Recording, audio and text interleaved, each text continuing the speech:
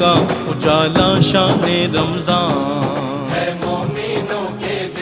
ناظرین آپ کا خیر مقدم ہے. بہت ہی خوبصورت ماشاءاللہ جوابات آپ تک پہنچ رہے ہیں اور آپ کو اندازہ ہو رہا ہوگا کہ اللہ کی شان، پروردگار کی شان پر عام طور پر ہمارے ہاں کتب بینی کا رجحان نہیں ہے. ظاہر ہے سوشل میڈیا نے اتنا بزی کر دیا ہے سب کو، سب اس پہ، جبکہ کتب اس پر آپ کو بے شمار کتب ملیں گی علماء اور ہمارے اسکالرز کی کہ جنہوں نے شان پروردگار کو بیان کیا. اور قرآن سے بڑھ کر کون سی کتاب ہو سکتی ہے کہ جس میں شان پروردگار بیان ہوئی ہے ماشاءاللہ، وہ علماء حضرات اس کو بیان فرماتے ہیں.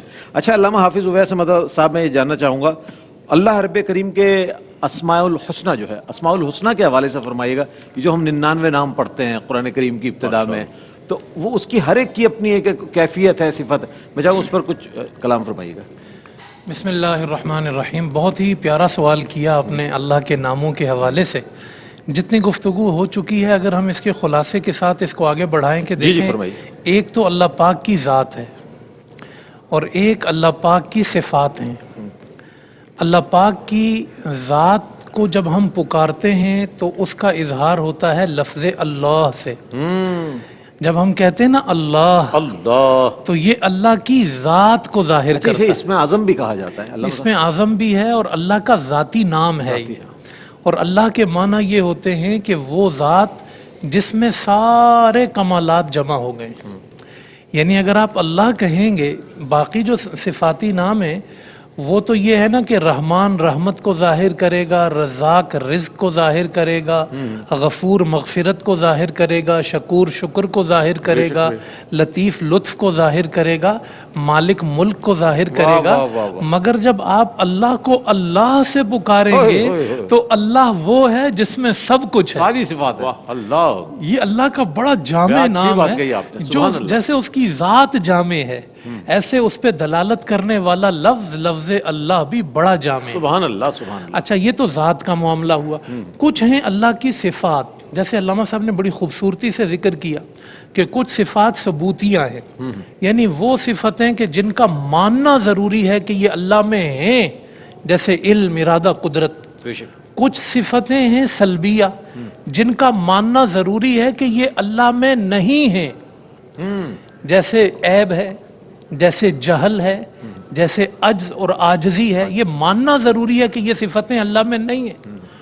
کچھ صفات ہیں اللہ کی صفات فعلیہ، یعنی وہ صفتیں جس سے اللہ ڈائریکٹ اپنے بندوں کو ڈیل کر رہا ہے، اپنے بندوں میں ظاہر ہو رہا ہے. سورہ رحمان میں فرمایا کل یوم ہوا فی شأن، وہ روزانہ ایک نئی شان میں ہوتا ہے. روزانہ ایک بندہ جو ہے نا 1000 سے لکھ پتی، لکھ سے کروڑ پتی، اس سے ارب پتی ہو جاتا ہے. ایک بندہ جو ہے وہ بچپن سے لڑکپن سے جوانی میں آ جاتا ہے.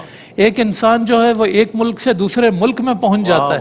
اللہ کہتا ہے تو کیا کیسے ہوتا ہے یہ سب کچھ؟ کل یوم ہوا فی شأن. اللہ اللہ، یہ اس کی صفت فعلیہ ہے. وہ تجھے رزق دے رہا ہے، وہ تجھے سفر کرا رہا ہے، وہ تجھے کھلا رہا ہے، وہ تجھے پلا رہا ہے، وہ تجھے سلا رہا ہے، وہ تجھے اٹھا رہا ہے. یہ سب کچھ اس کی صفات فعلیہ ہیں. اس کی جتنی بھی صفتیں ہیں ان صفتوں کو پکارنے کے لیے بھی کچھ نام ہیں. جیسے ذات کے لیے نام تھا اللہ، تو صفتوں کے بھی کچھ نام ہیں. ان ناموں کے بارے میں بھی قرآن میں فرمایا وَلِلَّهِ الْأَسْمَاءُ الْحُسْنَى فَادْعُوهُ بِهَا. اللہ کے بڑے میٹھے میٹھے، بڑے پیارے پیارے نام ہیں، یہ صفاتی نام ہیں. فَادْعُوهُ بِهَا، ان کے وسیلے سے خدا سے مانگا کر. اللہ اکبر. ہم تو یوں آتے ہیں نا اللہ کی بارگاہ میں اپنا کام کرانے کے لیے، یا اللہ میرا یہ کام کر دے. نہ، یہ آیت بتاتی ہے پہلے تو یہ کہے کہ اے رحمان، اے رحیم، اے رازق، اے مالک، اے قدوس، اس کی صفتوں کے ذریعے. اور بخاری کی ایک حدیث آپ کو سناؤں، میرے رسول نے فرمایا کہ جس کو یہ 99 نام یاد ہو جاتے ہیں اللہ اس کو ضرور جنت میں داخل فرمائے. اور یہ بھی تو چند نام ہیں، ورنہ اس کے ناموں اور شانوں کی حقیقت کیا ہے آیت پیش کر رہا ہوں رئیس بھائی. وَلَوْ أَنَّمَا فِي الْأَرْضِ مِنْ شَجَرَةٍ أَقْلَامٌ وَالْبَحْرُ يَمُدُّهُ مِنْ بَعْدِهِ سَبْعَةُ أَبْحُرٍ مَا نَفِدَتْ كَلِمَاتُ اللَّهِ فرمایا اگر یہ سارے سمندر سیاہی بن جائیں اور اگر سارے درخت قلم بن جائیں تیرے رب کے نام ختم نہیں ہوں گے، تیرے رب کی صفات ختم نہیں ہوں گی۔ اور ایک مفسر نے اس میں بڑا پیارا جملہ کہا باقی نام صفتیں تو الگ رہی، یہ سمندر سیاہی اور درخت قلم بن کر صرف سمندر کے کمالات بھی بیان نہیں کر سکتے تو باقی کائنات کے کمالات کیا بیان کریں گے؟ تو میرے رب کی ذات پہ قربان، اس کی صفتوں پہ قربان، ایک ایک صفت سے اس کو پکارو، دعا کرو، اس کے قریب آ جاؤ، وہ اپنی صفتوں کا مظہر تمہیں بنا دے۔ سبحان اللہ سبحان اللہ، کیا ہی خوبصورت موضوع اور کتنی اچھی گفتگو ماشاءاللہ آپ تک پہنچ رہی ہے۔ اچھا، ہم نے اللہ رب کریم کی صفات خاصہ کا ذکر کیا، صفات ثبوتیہ کا ذکر کیا، اور صفات سلبیہ جس کے حوالے سے میں چاہتا ہوں کہ آج اس کو بھی ڈسکس کر لیں۔ مفتی ارشاد حسین سعیدی صاحب کیا فرمائیے گا؟ جی بالکل، اللہ رب العزت کی صفات کا تذکرہ خوبصورت جاری ہے، اور قبلہ علامہ صاحب نے اللہ رب العزت کی صفات سلبیہ کا بھی اجمالاً ذکر فرمایا ہے۔ دیکھیے، اللہ رب العزت کی شان میں دو چیزیں بڑی اہم ہیں ہمیں عقیدے کے اعتبار سے سمجھنا۔ ایک یہ کہ وہ کیا ہے اور اسے ہم نے کیا ماننا ہے، اور ایک یہ کہ کیا اس کے بارے میں نہیں ماننا ہے۔ لہٰذا جو اس کے بارے میں نہیں ماننا ہے وہ بھی ہمارے لیے جاننا ضروری ہے، وہ بھی جاننا ضروری ہوتا ہے۔ جیسا کہ ابھی تھوڑی دیر قبل قبلہ علامہ صاحب نے ذکر فرمایا تھا کہ اللہ رب العزت نے خود فرمایا کہ اللہ رب العزت نے قرآن مجید کے اندر دو قسم کی آیات نازل فرمائیں، ایک ہیں جو محکمات ہیں اور ایک ہیں جو متشابہات ہیں۔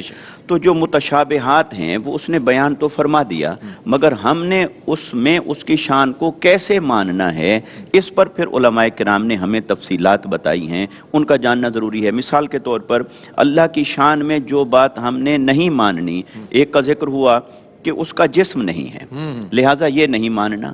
اسی طرح وہ نسب سے پاک ہے، اولاد، ماں باپ، جنس سے پاک ہے، وہ جنس سے مبرہ ہے، یہ اس کی شان میں ہم اگر کوئی اس کا کرے گا، اقرار کرے گا یا ماننے والا ہوگا تو وہ تو دائرہ ایمان سے خارج ہو جائے گا۔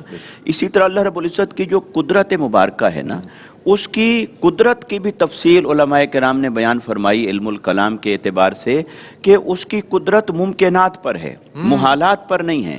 تو لہذا جو چیزیں اس کی شان میں عیب کا درجہ رکھتی ہیں، محال کا درجہ رکھتی ہیں، تو اسے اس کی قدرت کے ضمن میں لا کر نہیں مانا جائے گا، بلکہ وہ اس کی شان نہیں ہے۔ جیسے کذب ہے، مثلا عیبوں میں سے ایک عیب ہے کذب، جھوٹ بولنا، تو یہ اللہ کی شان نہیں ہے۔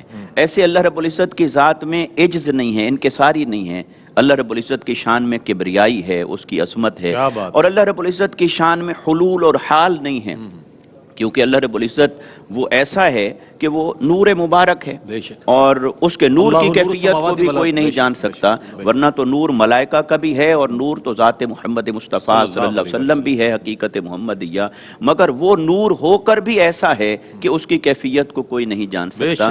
تو لہٰذا یہ علم الکلام کے اعتبار سے بھی کچھ چیزیں جاننا ضروری ہوتی ہیں، مگر صوفیاء نے جو ہمیں راستہ دکھایا ہے اللہ سے تعلق جوڑنے کا، وہ عملی ہے، اس کا تعلق کیفیات کے ساتھ ہے، اعمال کے ساتھ ہے۔ تو ہمیں ان تمام چیزوں کو اپنی زندگی میں جمع کرنا ہے، اپنے تعلق بندگی کو مضبوط بنانے کے لیے اور اپنی توحید اور اللہ پر ایمان کو مضبوط بنانے کے لیے۔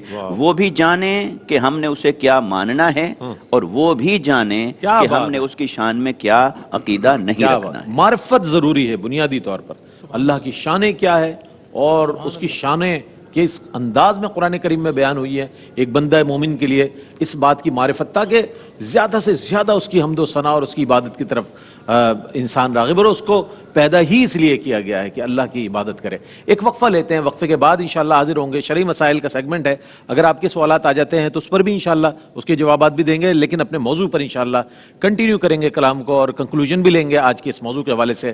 ہمارے ساتھ رہیے گا۔